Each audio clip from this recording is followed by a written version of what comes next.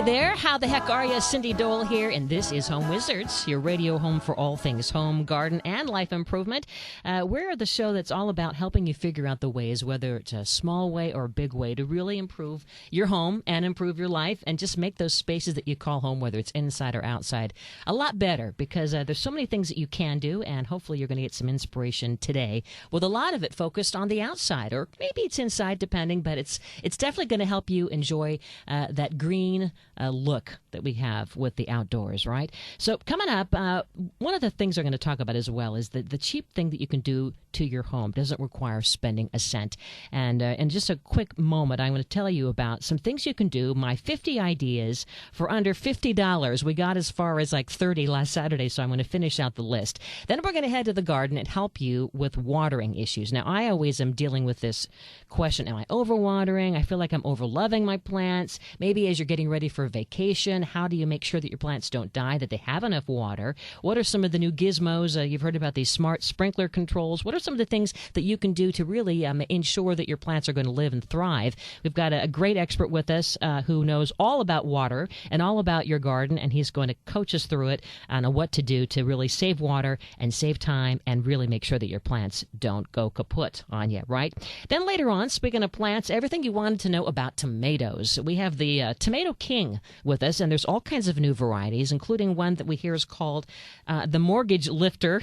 We're going to find out how to succeed at growing tomatoes, how to diagnose what may be going wrong with those homegrown tomatoes, and what you need to do to make sure that they turn out juicy, from seed to salad, from plant to plate. So we'll have all those tomato issues covered. And remember, as you're listening, you can always go back and listen again. Just go to the website at cindydole.com. In the on-air section, you can listen to the podcasts, or you can download them to your smartphone.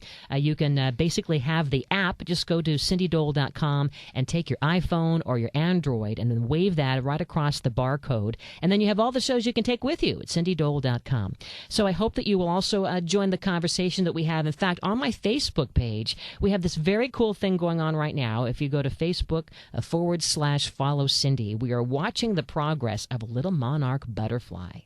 And the pictures are there. And right now, we haven't seen much change, but things are going to happen in the next day or so. The cocoon is now dark brown. And yet it's sheer enough where right inside you can see the wings. You can see the orange and the black colors of the monarch wings. And so very soon in the next couple of days, it's going to turn, the cocoon will kind of turn to this white, grayish shade. And then without notice, within an hour, it'll bust out of the cocoon. And so I'm hoping to capture those images and maybe even a video. So check it out at the Facebook page. All right. So before we get to my first guest, we're talking about some of those ideas for under $50. And I wanted to continue with the list because there are so many great instant pick-me-ups that don't cost much at all. One of my favorite things is to get one of those clear glass lamp-based dealies you can find at various art supply stores like Michael's, that kind of a place. You can then fill this lamp, it's under $50, with anything that you love and collect, whether it's wine corks or seashells, or maybe during the holidays you can put Christmas ornaments in there, and you can just fill it up. It's called a fillable glass lamp base, and I think Target even sells them, so that's something very fun just to add as a lighting fixture and something that's personal for your own personality. If you collect art on a budget, you ought to check out this website. It's called Etsy.com, ETSY.com. They have inexpensive original works, or if you go to 20 by 200 for art from up-and-coming artists, it sells for just $20. How about that? Another great thing you can do, you can get a group of framed art. It always makes an impact, and some favorite sources to frame. You want to try maybe books or calendar pages or decorative paper and wrapping paper. And then an extra large mat is a really cool and simple trick for giving a small photo or a big piece of art a presence. Then you want to try to go to those art supply stores for accessories like those wood-handled paint brushes, and then you can display them in a jar or in a book cloth for lining the backs of frames. And don't forget those candle sconces. That's a really great way to add to the wall that ambiance without calling an electrician. Just make sure you don't have them lit without being in the room, and get the kind with that glass protector to avoid a fire hazard, okay? And I love the exotic look of bamboo. It's all the rage. Look for maybe an accent table shelf for that traveled look. Then indoor plants, we're going to be talking about that and how to water them in a second, but the jade plant, I love this one inside my home because you hardly have to give give it any attention at all, and it seems to just to hang out and always look great. So just make sure you have the right amount of light for it, but the jade plant is a great indoor plant. A splash of paint. Always, we're talking about paint is an easy way to transform any dull wood, but pick an eye-popping color and then maybe spray paint it onto the frame of a director's chair or a mirror or whatever needs maybe just a little bit of a pick-me-up. And don't forget your dining room, okay? Don't let it get too stuffy on you. There's some fun things you can do, like the unexpected, maybe a paper lantern, or try different mismatched dining chairs that are all painted the same color that maybe you find at a garage sale, and they all somehow just look cute together. There's something fun you can do to your dining room. Then for some fun flair, add house numbers that match your own home address to the back of those chairs in the dining room, and then create a long-lasting centerpiece with potted plants and a few cut flowers. And don't forget a graphic table runner for color and pattern. It's a great way to not have to have a tablecloth and without the upkeep. And then number 50, consider a new lamp, a pillow, or a throw, but here's the great tip. Just make sure that it will work in at least 2 rooms. Otherwise, don't buy it. All right, so now let's head to the garden now and find some ways to not only save money but save water and keep those thirsty plants happy. Somebody bring me some water. Can't you see I'm burning alive? Can't you see my baby's got another lover? All right, so watering your plants, so whether they're in the house or out in the garden or in a container or maybe even the lawn, it's something that I'm always perplexed about. Are you? I mean, how do you know if you've gone too far or if you haven't gone far enough? And then all of a sudden the plants die on you. And how do you know that maybe it wasn't a water issue, it was a disease? Because some of the symptoms sometimes can be confusing. With me is a guy who's going to help us. His name is Laramie Haynes, and you know and love him. You've seen his works at the Pasadena Showcase House. He's a landscape contractor and designer, and he's here to help us get smart on water. So, Laramie, great to have you. Hi, Cindy. Great to be here. So, first of all, let's explain why plants need water. I mean, without water, they basically would die.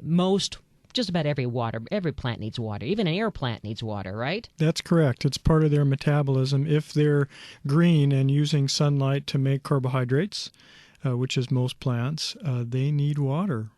And if we are trying to first figure out how much water our plants need, it sounds like we need to first assess what we have in the garden already. If we do have a garden or if it's houseplants, what are we dealing with, right? Because they all have different needs. Exactly. And it's really important to match the water needs with the needs of the plant.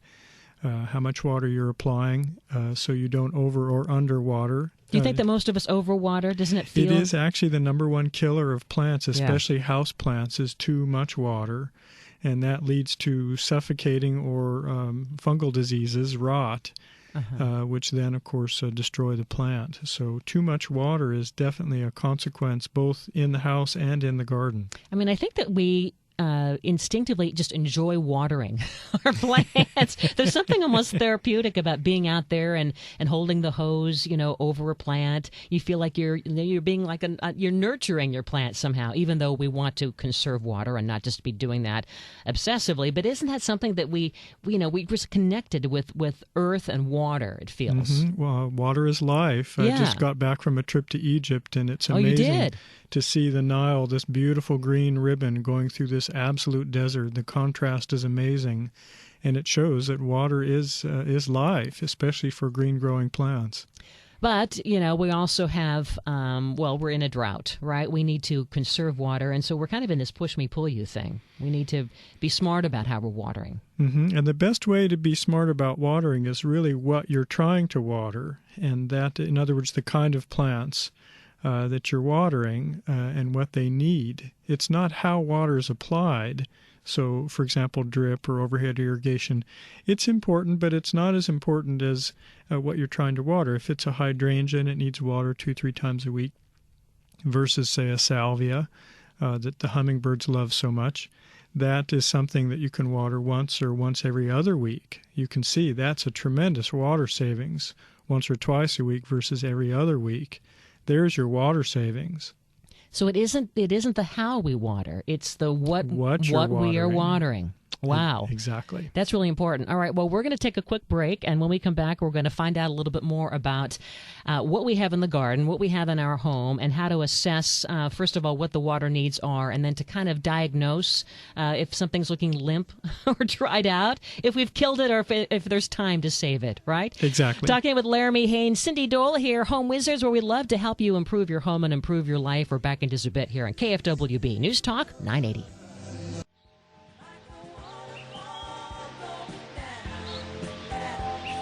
Welcome back. Cindy Dole here. You're listening to Home Wizards, your radio home for all things home, garden, and life improvement. Do you ever deal with the issue of not knowing how much to water your plants, whether they're inside or outside? Come on, that's my problem too. But we're going to get smart right now because we have Laramie Haynes, a landscape contractor and designer who's helping us. Laramie, thanks for helping us. Absolutely. And it is kind of a common issue, isn't it? Absolutely. I'm asked all the time how much to water. Yeah. And I think the first thing to understand is how plants use water, because that'll help us make good decisions about watering.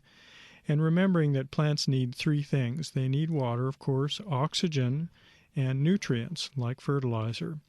The problem is when we water, we displace oxygen in the soil, so we can't do both those things at the same time. All plants need a wet and a dry cycle. Think about a passing rainstorm overhead. It's not watering every day. There's a delay. That gives plants a chance to dry out, get that oxygen they need in their roots, absorb some nutrients. So even plants, even plants like ferns that love to be quote unquote constantly moist. Everybody, all those plants want at least a chance to breathe. That's correct. Because I didn't know that. Now some plants are what are called bog marginals. They go on riverbanks and right in the water. Right. Those plants have other adaptations for dealing with continuous water. Like the plants in my pond, for instance. They're constantly in this mud. Exactly. Right? The cannas, for instance. But like I mentioned before, we don't really want those plants in Southern California because they really take a lot of water to keep them healthy and thriving. And there are many beautiful plants that don't need anywhere near as much water as that. So just remembering that oxygen is part of the package that the plants need to thrive. And so they need that dry out cycle. And that drainage. Mm-hmm. And that's part of drainage, because drainage lets the water pass by and then the oxygen follows behind. And that's where soil comes in too, because a lot of us, I think, have that clay soil in our yard. And we think it looks on the surface that our plant, let's say it's a hydrangea, needs some more water. But meantime, down below, it's soaking in muck, right? And it's suffocating. Exactly. And it's a really good idea after you have watered your garden, maybe a few hours or the next morning, to take a little shovel and dig down and see, okay, how deep did that water penetrate?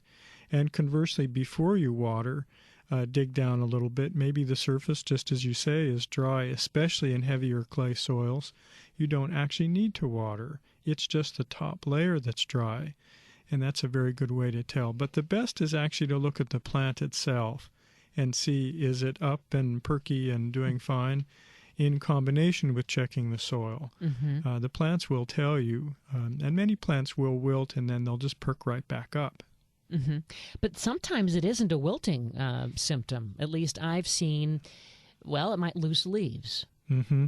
Now, when that happens, oftentimes you've got issues of rot or fungal disease. Yeah, so it's complex now, right? And again, especially in the heavy soils. And I don't want to discourage homeowners who have clay soil, because in many cases the nutrients and the organisms that are beneficial in clay soils are more prevalent. Also, because clay holds water, you don't have to water as often. You just want to choose plants that are better adapted to a poorer drainage. And there's a lot of them, even some California natives are well adapted to clay soil. So don't be too discouraged. Don't try to change it, because it's really difficult to try and change your soil consistency. It's best to choose plants that go well with it. Okay. So it sounds like step one, if we do have a garden and we have a yard, we want to, I like the idea of walking around and looking at the plants before you even water them and assess, dig down into the soil, go maybe, a couple inches with a little garden shovel? Exactly. That works well. And just check it out. There's a special tool that's shaped like a T that you can push into the ground, give it a twist and pull it out, and it gives you a little sausage length of soil. It's called a soil profiler. And that really gives you can see where it's dark, it's wet, and where it's dry, it's a lighter color, and really gives you a good nice, deep, easy way to see what's going on in the ground. But aren't there some other gadgets that you can get at the hardware store, the home improvement stores, where you can submerge them in where you have a tree or a plant, and it kind of does a quick reading on how moist the soil is currently? Just be careful with those devices because they use conductivity, electrical, and it can depend on the kind of soil. So just use them; they're good, but test it with the little shovel or the soil profiler sampler, soil sampler, just so you can see. Okay, this is what it looks like. This is the reading I get when the soil looks like this, and test it just to make sure. So step 2 might be then, after we've checked out how much moisture the soil that we currently have and the plantings that we have, how much moisture is really being absorbed, right, and what's going on, or what's too soggy, then what? Then we go back and look at the plants and analyze what their needs are? Right. Before, of course, if you're designing a garden from scratch or evaluating a garden, it's unfortunately learning some names and looking them up in something like Sunset Western Garden Book or online, and just finding the plants in the garden and getting some information about them. There's no such thing as a black thumb. There's only an uninformed thumb. There's a dumb thumb. We all have green thumbs. No, I love that, because otherwise we feel like we're all a failure, and you're just taking that out of the equation. Yeah, just all you need is a little information. It's just like a recipe for cooking. If you leave out the baking powder, the biscuits aren't going to rise. It's the same idea. You just need a little information, find out what the recipe for that particular plant is, and you're on your way.